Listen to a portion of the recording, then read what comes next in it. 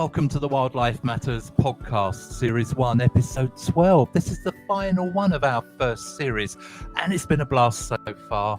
Just got to share with you, we have had over 15,000 downloads from our previous episodes, so I'm really looking forward to welcoming all of you who have downloaded it. I just want to say thank you so much for your support. It's really motivating, and we will be back for Series 2. But before we go there, obviously, we've still got Episode 12 to look at. And there's been a lot going on this week in the wildlife world. In our main feature, we're going to be looking at the animals that are being poached for their body parts. And in Wildlife Matters Investigates, we're going to be exposing the cruel life that dolphins and orcas that are taken from the wild, how bad their life is in captivity, and just highlighting some of those things. So that will be coming up on episode 12 of the Wildlife Matters podcast with me, Nigel Palmer. But now it's time for this week's Nature News.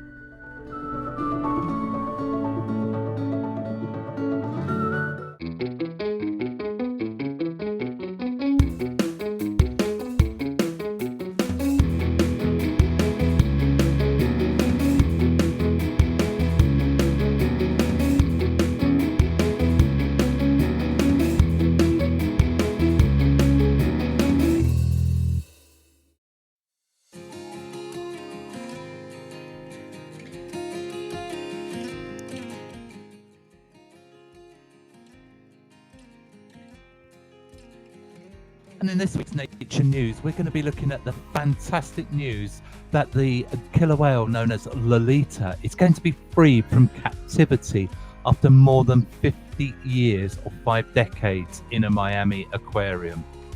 Lolita the orca has been forced to perform for millions of spectators at the Miami Sea Aquarium in Florida since her capture back in 1970. Now, after 52 miserable years in captivity, the killer whale will be free. The 57-year-old orca was taken from her pod from the waters of Washington when she was just 4 years old, and has been forced to perform in shows from her cramped tank every day until her retirement in 2022. The Miami Sea Aquarium wrote in a statement, "Today, 30th of March, 2023, for the first time ever, a private company with marine mammals under human care and a non-profit animal welfare organization executed a binding agreement with one purpose: the return of our beloved Lolita to her home waters," adding that the orca will receive the highest quality of care as the team works to make relocation possible in the next 12-18 months. Lolita, also known as Tokite, was pulled from performing after she fell ill. She is currently the oldest orca to be held in captivity, and this comes from a decades-long campaign from activists who have protested her poor living conditions and said her tank was too small. Lolita has become a poster animal in drives to change the way society thinks about animals in captivity and performing animals, with her freedom being at the forefront of releasing animals in captivity back to their natural habitats. As news broke, Pritam Singh, founder of the non-profit Friends of Lolita, admitted getting the whale home was not a simple task, saying, "There's lots of work to be done, but I think we are up to the task." If Lolita is finally returned to her home waters, there will be cheers from all around the world. If the Sea Aquarium agrees to move her, it'll offer her long-awaited relief after 5 miserable decades in a cramped tank, and send a clear signal to other parks that the days of confining highly intelligent, far-ranging marine mammals to dismal prisons are done and dusted. It's also believed that Lolita's mother, known as Ocean Sun, still swims freely with her pod L25. Ocean Sun is believed to be around 95 years old and the oldest female southern resident orca or killer whale. According to the National Oceanic and Atmospheric Administration, southern orcas spend several months of their year in the Washington area, but they were added to the endangered species list as far back as 2005, with the population of these whales fluctuating considerably since the 1970s, when it was reduced because of animals being captured for marine parks. So we're really glad that after decades of campaigning, and just want to congratulate those who have stuck with this for so long. It's been such a long campaign that it does seem finally Lolita Tokitai may get her freedom. Let's just hope that she makes it back to her home waters. And that has been this week's Wildlife Matters Nature News.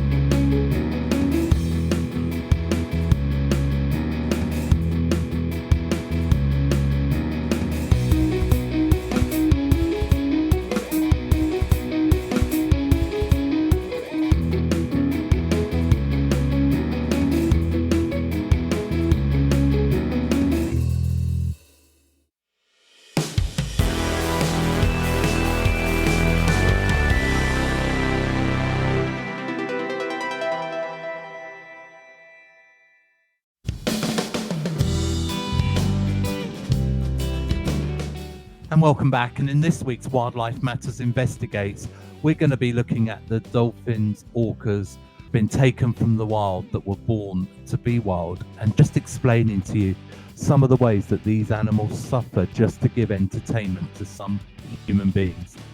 See, dolphins, orcas and whales are majestic. They're highly intelligent mammals. They're so similar to us. They do feel emotions. They learn quickly and form strong family bonds that are unbreakable, living in large pods where they teach their young with playful interactions. But this comparison to our own species abruptly ends when some people believe it is acceptable to steal them from their homes, confine them to tiny tanks, and then to train them to perform tricks for shows as a source of income for other humans. We refer to this as abuse, while some may consider it entertainment. But the truth is that dolphins, orcas were born to be wild, not trapped in tanks for our amusement. Just a single glance at the captivity conditions is enough to send shockwaves of horror through the hearts of anyone who loves animals. These wild animals, which can range up to 100 miles a day in the wild, suffer immensely when confined in concrete tanks full of chlorinated water. Wildlife Matters investigates some common symptoms that affect captive whales and dolphins. The first of those are collapsed dorsal fins. So captive orcas bear a marked physical difference that is absent in their wild counterparts, and that is collapsed floppy dorsal fins. But according to SeaWorld's education department, this peculiar trait has nothing to do with captivity, but rather is attributed to genetic factors, gravity, and even injury through play. However, upon closer inspection of wild orcas, whether on television, in books, or on the internet, you will find that their dorsal fins remain vertical and stable. In fact, less than 1% of wild orcas have been observed with collapsed fins, while all 56 orcas in captivity now suffer from this condition. A second sign that the animal is suffering is aggression amongst tank pod members. You see, in the wild, dolphins and orcas create harmonious communities, working together with skills passed down through generations. They collaborate to hunt for food, care for their young, and even while resting, because there's always one of the pod on the lookout. There is an instinctual understanding between them, and aggression is very rare. In complete contrast, captive dolphins and orcas suffer a living hell of isolation and aggression, forced to live with strangers from different pods and species with whom they cannot communicate, They are trapped in a water-filled prison of frustration and pain. They have nowhere to turn for solace, as every corner is filled with conflict and stress.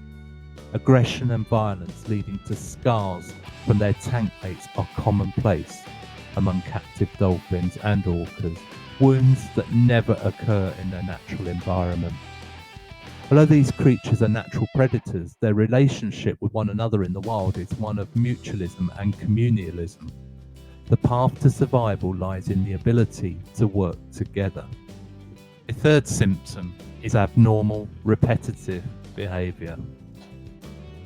All captive animals, be they in zoos, sea aquariums like these dolphin and orcas, perform the same behaviour over and over again, exhibiting a broken, almost robotic pattern of motion.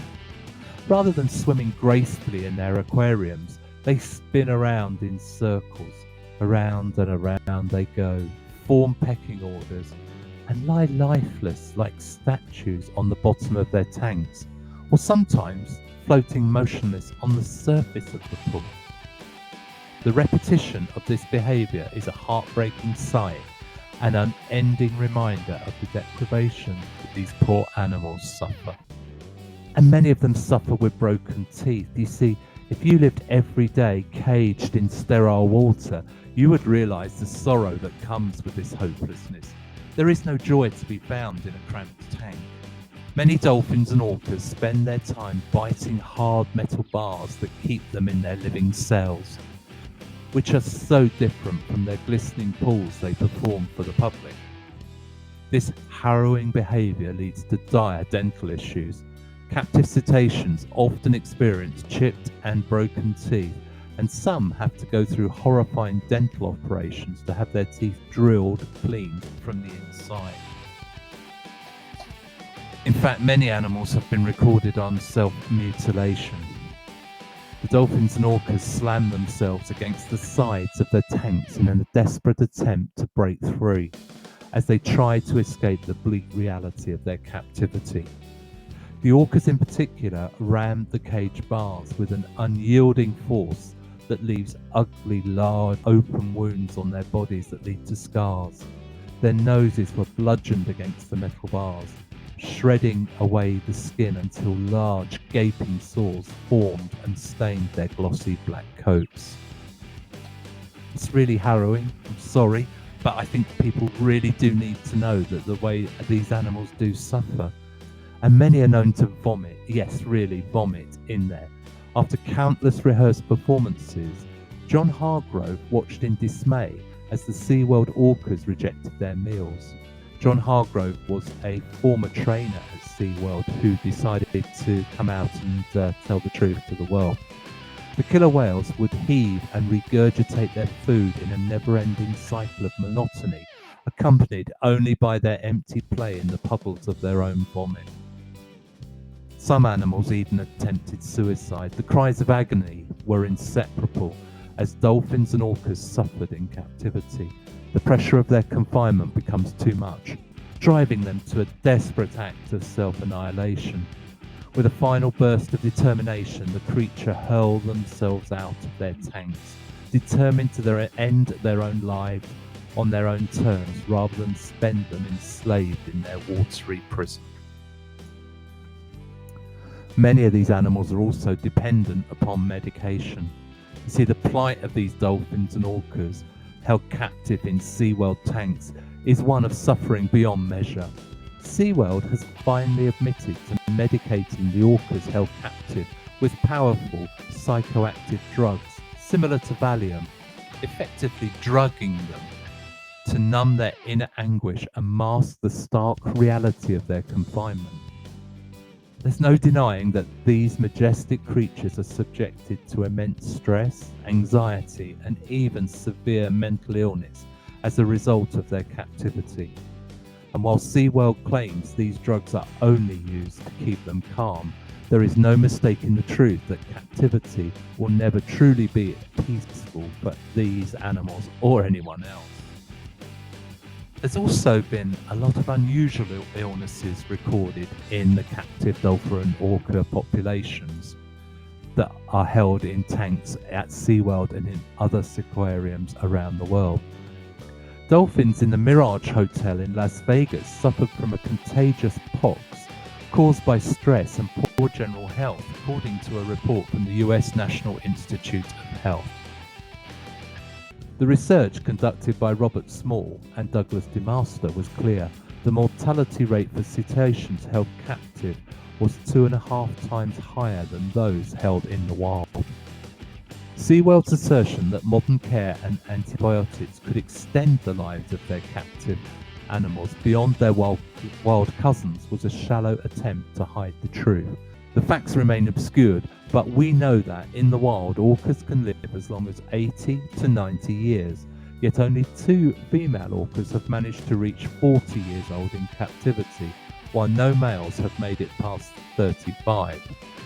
We must not allow these majestic beings to continue suffering in captivity simply to entertain us.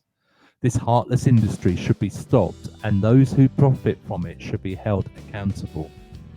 It's time to build open sea pens where these mammals can live out the remainder of their lives in the wild instead of being subjected to a life sentence with no hope of release. Now, obviously, our Wildlife Matters investigation took place before the news that we brought to you on this week's Nature News, that Lolita was set to be released in the next 12 to 18 months from the Miami Sea Aquarium. So that has updated some of the information from our investigation.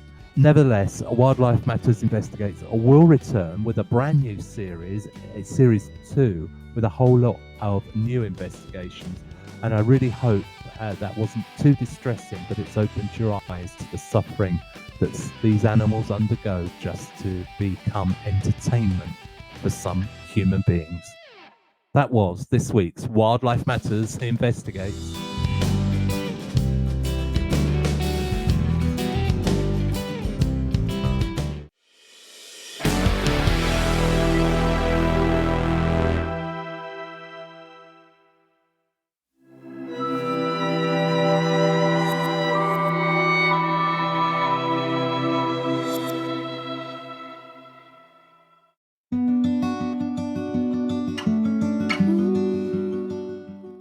Now it's time to just kick back and relax a little bit as we're going to enjoy a few moments of mindfulness in nature.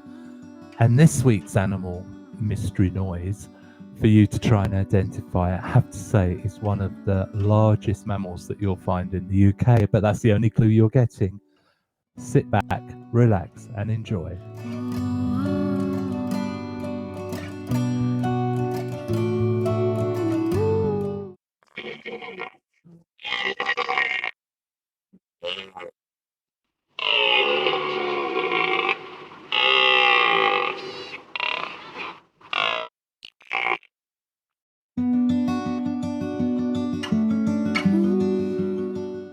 So I wonder just how many of you did get that animal right this week. If you're a fan of Springwatch and you've watched Megan or back in the day Simon King up in the Highlands, then you may well have recognised that that was the sound of the majestic red deer stag.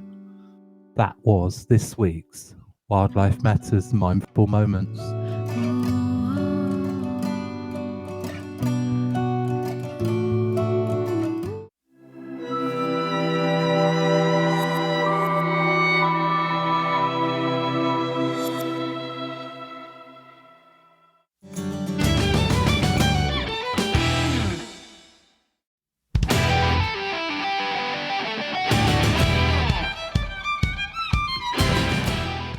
And on this week's Wildlife Matters main feature, we're going to be looking at the illegal wildlife trade and the tragic number of animals that are poached for their body parts around the world.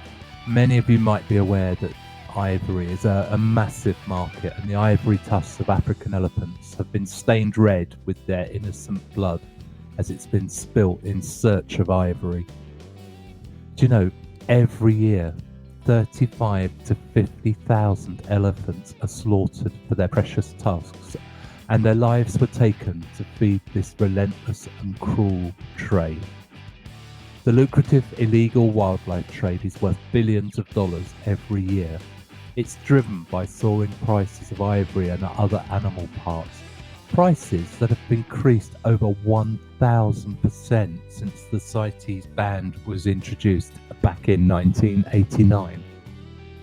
In those 40 years, Africa's savanna elephant population has been cut in half due to poaching, and at this rate it could lead to their extinction from the wild within a decade if that is not halted. On average, 96 elephants are killed every single day in Africa by poachers who seek to profit from this dark and sinister trade. But elephants are not the only species being slaughtered. You see, other wildlife, including rhino, tigers and pangolins, are also being hunted mercilessly for their body parts. Their passing is creating an eerie silence on the savannas as species vanish at an alarming rate, driving us ever closer to the brink of the sixth mass extinction. The death of these majestic creatures will echo through time as a sad reminder of what we have lost when we allow greed to overcome our humanity. Plants and animals go extinct for a variety of reasons, including climate change, habitat destruction, hunting, and the introduction of non-native species. But the use of animal parts in traditional medicine can also contribute to a species decline, despite there being no real evidence of the efficacy of these treatments. The rarity of a creature does not protect it from being killed in the name of medicine. In fact, it just raises the market price. The illegal wildlife trade is the second and most lucrative illegal trade after drugs. Between 35 and 50,000 African elephants are poached in a year. Whilst elephants are probably the most affected species, they are not the only wildlife that is killed at the hands of poachers for their body parts. In fact, here's another shocking fact. 3 rhinos are killed every single day for their horns. The vicious and merciless poaching of rhinos continues to escalate, with 3 rhinos being cruelly slaughtered every single day, driving all 5 species of this majestic animal towards the very brink of extinction. Driven by greed and deception, poachers are lured by the lucrative market for rhino horn that persists in Eastern traditional medicine, where it is falsely believed to cure an array of illnesses, including cancer. The rumour that a VIP in Vietnam was cured of terminal liver cancer with rhino horn caused an eruption in demand, skyrocketing the price to an absolutely obscene $30,000 per kilo. This cruel trade has brought these gentle giants perilously close to extinction. The plight of the Javan and Sumatran rhinos is particularly dire, with numbers now so low that they are at risk of becoming extinct any day. And with only 29,000 rhinos left in the world today, it's heartbreaking to know that these beautiful animals may be wiped off the face of this earth forever. The facts just keep getting worse on this. So did you know over 1 million pangolins have been traded in the past 10 years? Many of you may not know what a pangolin is, but a pangolin, an animal of gentle nature, is being hunted to the brink of extinction by the wicked human poachers. Pangolins, also known as scaly anteaters, have unique scales that are composed of keratin, the same material as human hair and finger and toenails. But these are prized in traditional Chinese medicine and sought after for false promises of healing illnesses such as rheumatism and fever. In parts of Asia, the pangolin's flesh is also seen as a delicacy, its unborn fetus being brutally ripped from the safety of its mother's womb, just to be eaten in a soup. Although the pangolin curls up in a defensive ball, very similar to a hedgehog, its scaly skin does not protect it from human hands. With ease, poachers can grab the poor creature and toss it into a sack, for which they will earn just a few dollars, unaware that those same scales will be sold for hundreds of dollars per gram on the black market. Here's another fact for you. Did you know there are more tigers in American backyards than are left living in the wild? The illegal wildlife trade for exotic animals has decimated the population of tigers roaming in the wild, leaving just a small fraction of the original population. Horrifyingly, these majestic cats are hunted to the very brink of extinction for their valuable body parts, such as their skin, bones, teeth, and claws, which are believed to possess supernatural powers such as strength, vitality, and even sexual prowess. With illegal poaching syndicates commanding prices of up to $50,000 for a single tiger, the criminal trade in tiger parts flourishes despite international bans. And yet, some countries continue to allow the farming of tigers, which only further fuels demand on the black market. These facts just keep coming, and they're not getting any better. Here, 40% of the Asian elephant population is in captivity. So the Asian elephant, a species once thought to be relatively safe from poaching, faces a very uncertain future. With only an estimated 50,000 Asian elephants left in the world, their numbers are dwindling dangerously. Around 40% of the remaining animals have been captured and forced into servitude, exploited as working animals in logging, mining, and the tourism industries. Poachers have even begun to target Asian elephants for their meat, hide, and ivory tusks, with some body parts even made into paste to treat hernias. The animals are fighting an uphill battle against increasingly scarce natural habitats and growing human populations, making their extinction a real possibility. Unless we do something and act now, this is another majestic species that may soon be lost forever. So gorillas may be one that you may have anticipated may be at risk of extinction, but did you know that every single species of gorilla is actually in that category? The fate of gorilla species hangs in the balance in Central African tropical and subtropical forests. Unscrupulous poachers, driven by money, mercilessly hunt these remarkable creatures for the bushmeat trade, leading to a devastating decline in their numbers. Forestry habitats are being decimated, leading to the western lowland gorilla population being slashed to only 100,000 individuals. The Cross River gorilla is teetering on the very brink of extinction, with only 250 to maybe 300 left. Tragically, the eastern lowland gorilla, a subspecies, has had of its population wiped out in recent decades, and only 4,000 of these now remain. The mountain gorilla faced possible extinction in the latter part of the 20th century, but has been able to recover its numbers to 880 due to its home range in the mountains and elevations, sometimes as high as 10 to 13,000 feet above sea level. This one is a real shocker.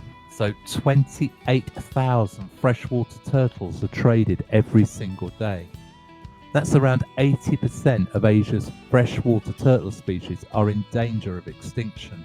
These turtles are used for medicine, food, or in the pet trade. Illegal trade in freshwater turtles generates millions of dollars every year. And again, just 7,000 cheetahs remaining in the wild today. And the fate of the cheetah is hanging in the balance, with a staggering decline in population since the 1970s. So cheetah numbers have been decimated by human interference, from habitat destruction as land is converted for agriculture or livestock, to illegal poaching for their skin and other body parts. Vulnerable cubs have become highly sought after as exotic pets, while unwitting cheetahs face frequent vehicle collisions or are maliciously slaughtered for their bushmeat. With such a devastating onslaught, the species is now teetering on the brink of extinction, and again, drastic action needs to be taken, and it needs to be taken very soon. The sun bear are killed for their gallbladders. The merciless hunting of sun bears has had a devastating impact on their population, slashing it by more than 30% in the last 3 decades. The illegal killing of these bears is widespread throughout Southeast Asia, but rarely enforced as poachers continue to hunt them without any consequence. To add to the misery, unscrupulous commercial farms capture the wild bears to milk their gallbladders for the sought-after bile to be used in traditional Chinese medicines. Grevy's zebra being driven towards extinction because of farming. Yeah, really. Once the wild and untamed symbol of Africa, Grevy's zebra has been pushed to the very brink of extinction in recent decades. Hunting for their skin and competition for resources have caused their numbers to plummet from around 25,000 in the 70s to a mere 2,500 today. They can now be found only in small pockets of northern Kenya and a few parts of Ethiopia, a far cry from their once vast range across the whole of East Africa. If nothing is done to protect them, we may lose Grevy's zebra to the pages of history very, very soon. The hawksbill sea turtle faces extinction so their shell can be made into cheap trinkets. The hawksbill sea turtle species is another teetering on the very brink of extinction, with their numbers dwindling as poachers hunt down these majestic creatures relentlessly. Driven by a callous human desire for their shells, which are sold worldwide as trinkets and jewellery, and for their oil, which is used for traditional medicine, these animals have suffered for the greed of mankind. Despite immense conservation efforts to stop the trade of turtle parts and to punish those who break the laws, the species is still hanging, its very existence hangs in peril. The illegal wildlife trade is a ruthless, heartless and barbaric practice that has left countless species on the very brink of extinction.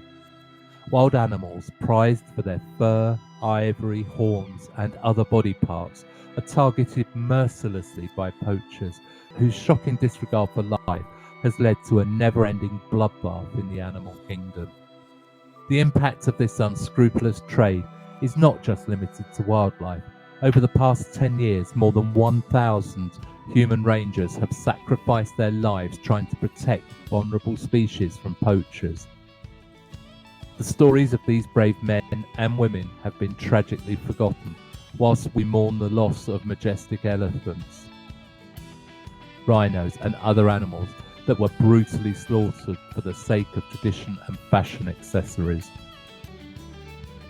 Wildlife Matters believes that the only way we're going to end this perverse global trade is for the governments of the world to unite, come together, agree a course of action to stamp out the illegal trade in wildlife body parts. It's a great opportunity for the UK to lead it, and we call on the British government to stand up and speak out to protect all the wildlife of the world. And that has been this week's Wildlife Matters, the main feature.